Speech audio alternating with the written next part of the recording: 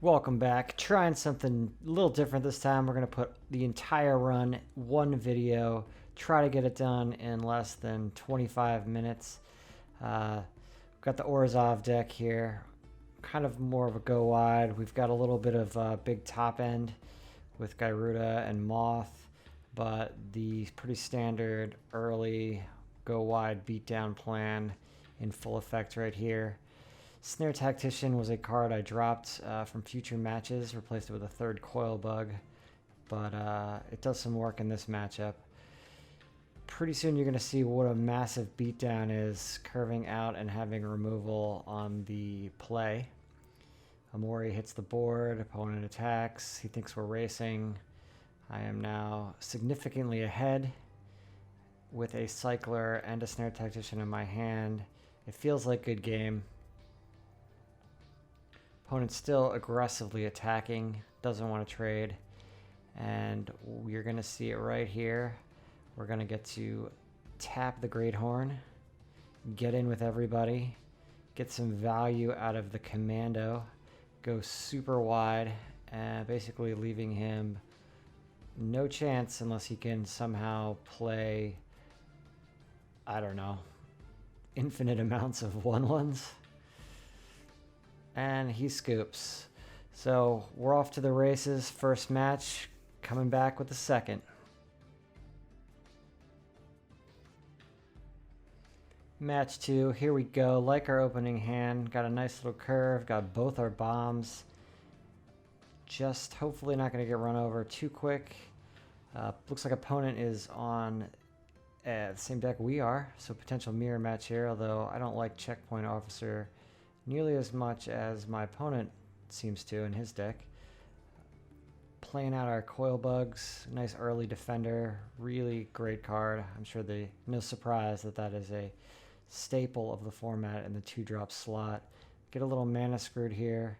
Don't feel like wasting a removal on any of these creatures when we block so well. Cycling to dig for mana.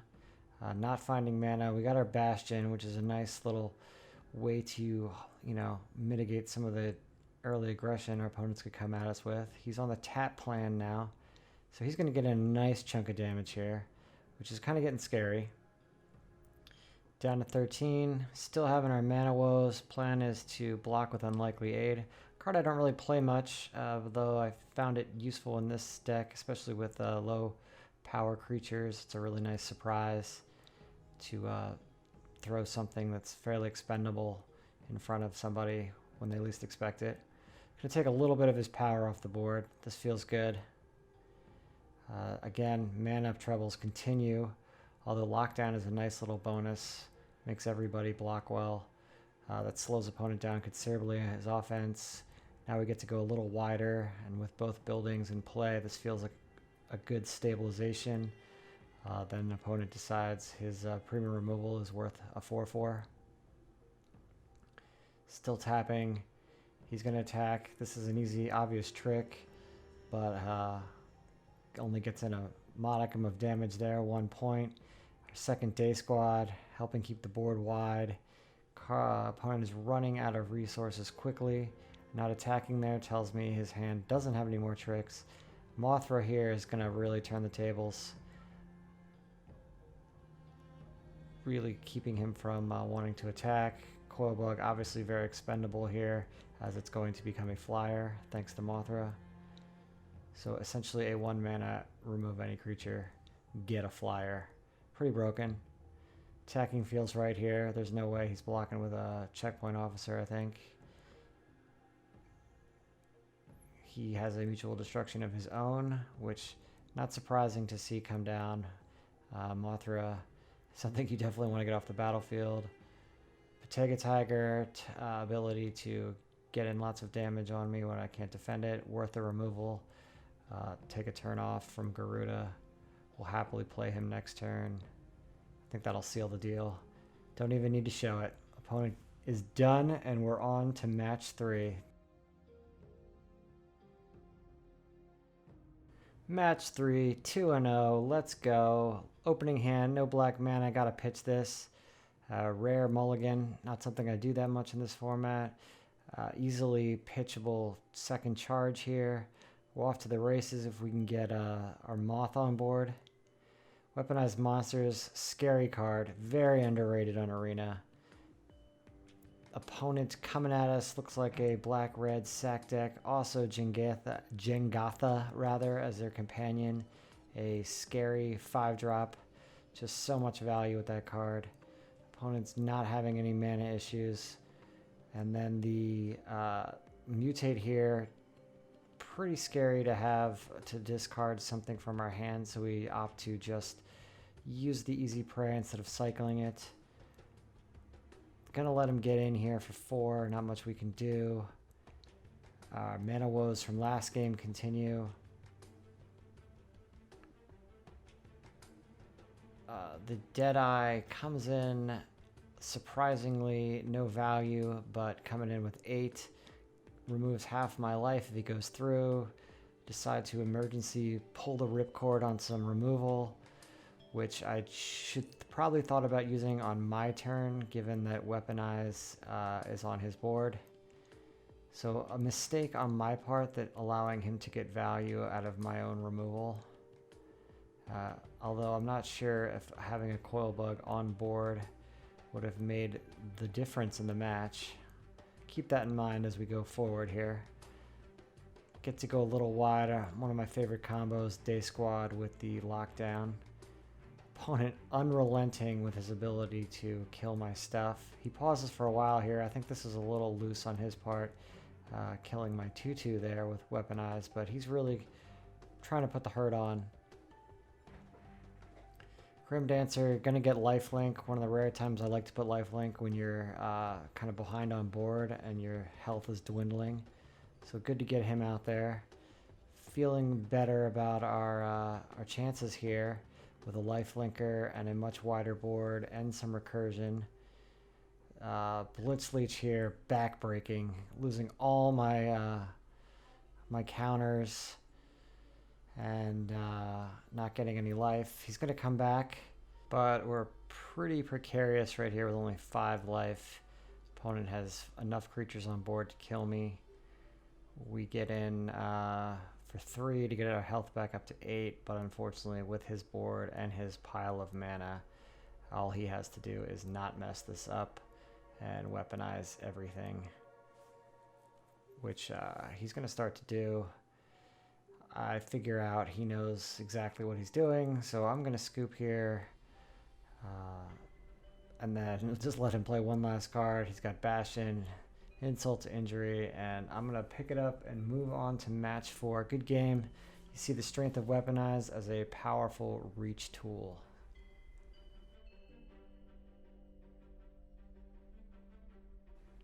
Match 4, 3-1.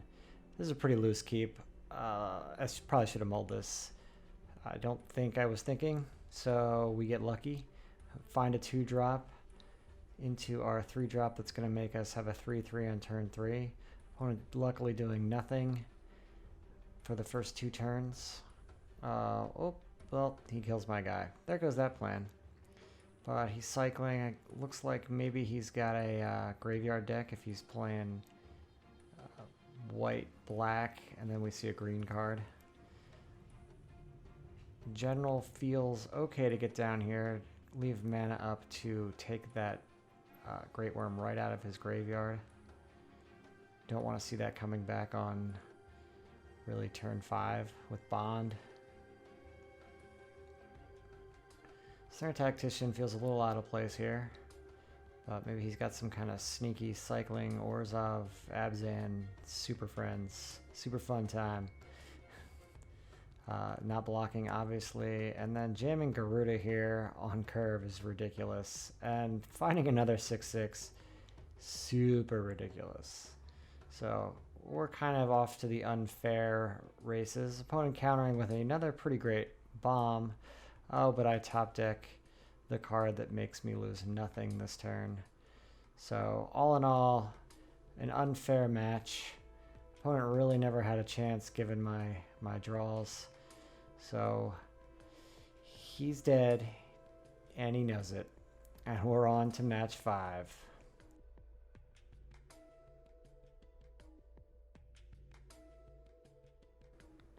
Match 5, 4-1. I gotta slow down there because I snap keep this too fast. But back to regular speed, and this match, if you blink, you might miss it. Don't get to play a lot of aggro in this format. I've been drafting too many dirtily mutatey decks, but it was a real pleasure to see what happens when your opponent puts nothing on board for 5 turns and your hand is nothing but 4 drops or less.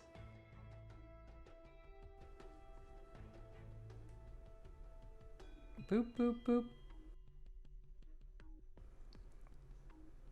6 life, turn 5. He's going to steal. I like this play here because I feel like with the 1 mana left, he might have the mutual destruction and live another turn. But I kill my own guy, assuming he has no removal for 1 mana and instant speed because it doesn't exist. And we're on to match 6. Match 6, 4-1. Kind of the ideal opening hand here. 3 2-drops, a 3-drop, a cycler. No 3rd land, but not sweating it too hard. Gyruda, nice to see him. Opponent playing a little aggressive here. You don't see a lot of Gruul color combos kind of with this kind of start, but I kind of figure he's probably on some kind of mutate plan. Drawing cards and removing on turn 3 is quite scary for me. But luckily I've got some gas in my hand. Throw out the Bastion here just to use all my mana. Chump block whatever he does. This is a suspicious play. He loses his mutate creature there for free essentially, which I'm okay with. Tagarilla is a little concerning. But especially now that it has flying. That's going to be a real beatdown for me, but we still have Gyruda, and we're coming up on our 6th land, so anything can happen. Get in with Marshall, I assume he's not blocking, and Enforcer can hold the ground, along with his little buddy, Draenith Healer.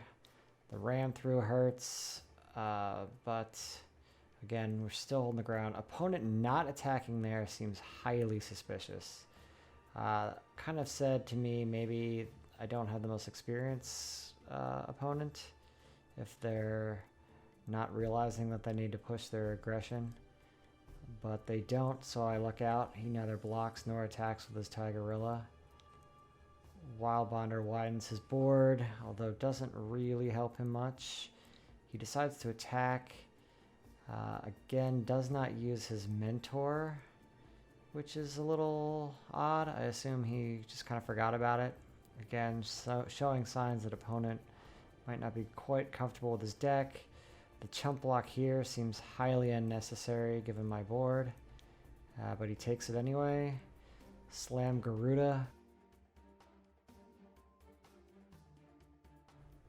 Opponent realizes his Mentor does something. Sanctuary Smasher is just chef kiss. That's going to be a beating. Glad my opponent didn't get that guy. He's going to go crazy here, tapping his mana correctly. Going to tap for Bonders instead of Mentoring, which helps him trade better. So that was a little confusing to me. Made me concerned that his Glimmerbell meant something. So when you see these blocks line up, I basically decided my easy prey is going on the Glimmerbell because I don't really want Archie getting mutated on that.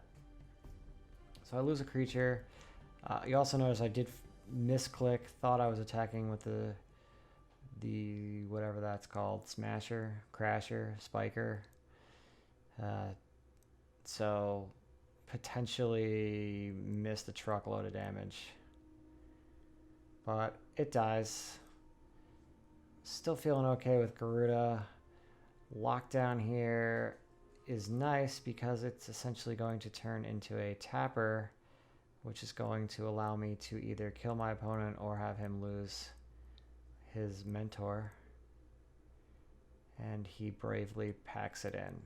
So, not the cleanest game on my part, but I could say the same thing about my opponent, and we're on to match 7.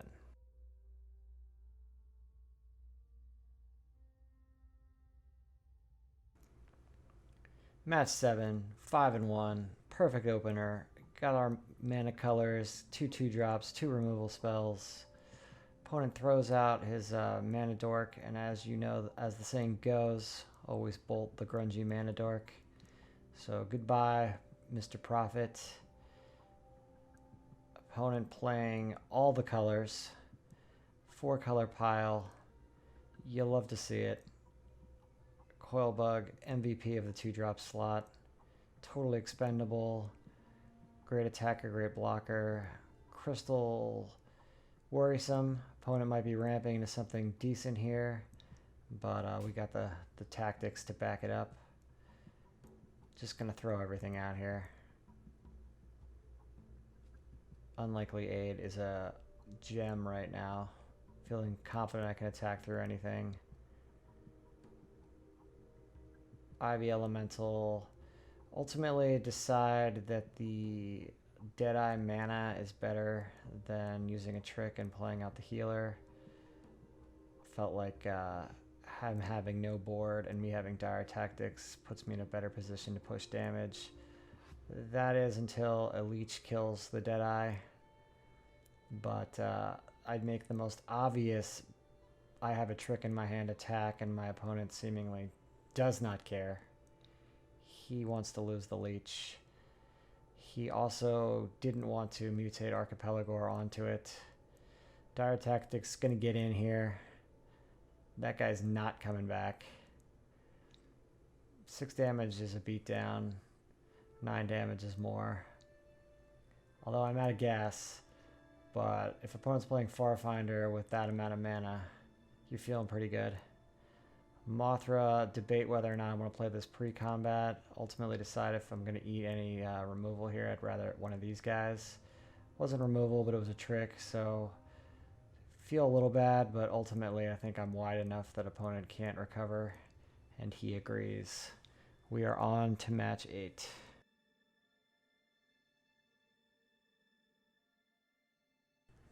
Match 8, 6-1, trophy time. Suspect keep here, 3 planes with no ability to cast my 2 drops. Yeah, not good. But at least I'm curving out, right? If you like mutate porn, this is the match for you. Opponent just gets there. Really not going to have much to say, but just watch my life total go down in flames. And my board. This is a good YOLO moth because I feel like I'm already so far behind and have so little chance to recover. Maybe throwing a bomb out, it'll stick. Nah, I'll just double block his 4/3. Oh, that now flies. That now bounces. And now bounces and discards a card from my hand and flies in the air with menace. But I mean, I got Garuda. He's strong. Maybe he won't. Oh, son of a. Anyway, we're going on to match 9.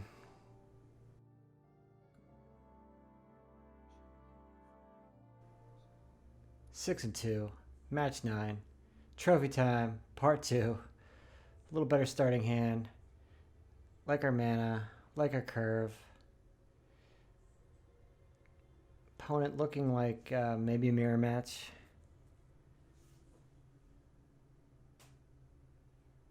Didn't feel like trading there with the charges in my hand and the ability to go kind of wide with Marshall.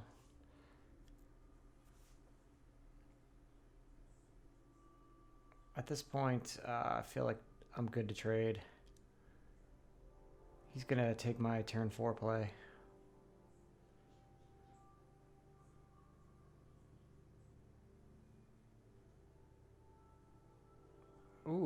this is a nice card I get to remove, because he's a beatdown if he can mutate.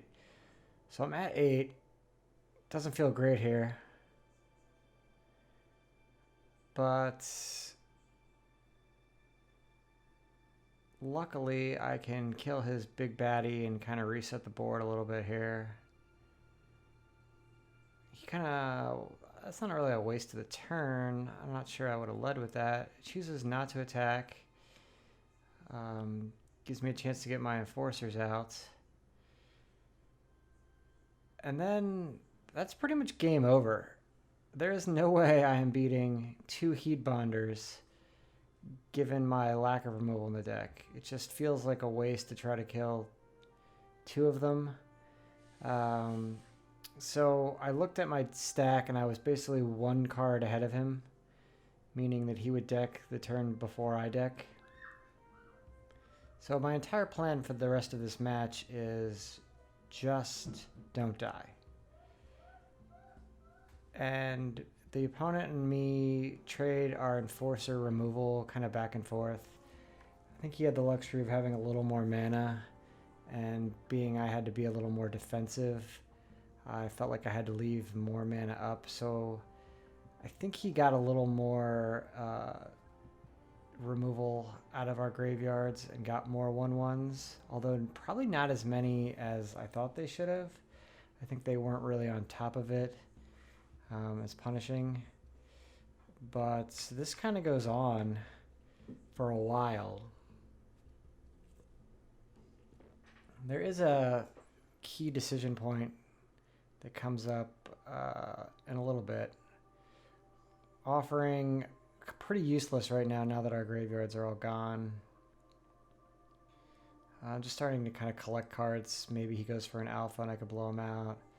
The Haunted Nightmare, moderately concerning, just with the menace. But kind of saving my removal for that right now. That's my plan. Trying to keep up charge, so if he does alpha, I can blow him out for the most part, I think. Although I'm worried he might have a charge as well. So my whole plan here was basically try to survive until I can draw Moth. Hopefully he doesn't get aggro until then. And at least with Moth I can maybe trade profitably and get my board back. Drawing the second Dire Tactics felt good. Felt like any massive bombs he has in his deck. He started pumping all his counters over there with lifelink. Or sorry, maybe it's just the 6/7 menace guy. Oh no, he's getting 2 counters. Alright, so Moss in play.